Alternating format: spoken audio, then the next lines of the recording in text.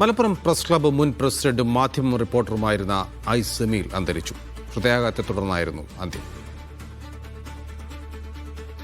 ജംഷീർ കൊടിഞ്ഞിയാണ് വിവരങ്ങൾ നൽകാൻ. ജംഷീർ, ജമീൽ നമ്മളെല്ലാവരും അറിയുന്ന മാധ്യമപ്രവർത്തകനാണ്.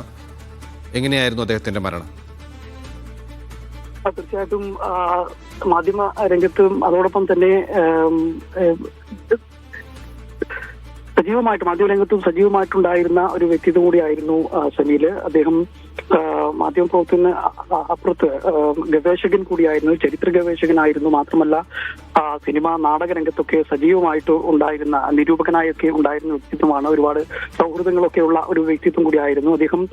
ഇപ്പോൾ ഈ അടുത്ത കാലത്തായി ടൂർ മാനേജറായി പ്രവർത്തിച്ചു വരികയായിരുന്നു. അതിന്റെ ഭാഗമായി തായ്ലാന്റിൽ പോയതായിരുന്നു. അവിടെ വെച്ചാണ് ഇത്തരത്തിൽ അദ്ദേഹത്തിന് ഇന്ന് രാവിലെ ഹൃദയാഘാതം സംഭവിക്കുന്നത്. തുടർന്ന് ആശുപത്രിയിൽ എത്തിച്ചെങ്കിലും അദ്ദേഹത്തിന്റെ ജീവൻ രക്ഷിക്കാനായില്ല എന്നുള്ളതാണ്.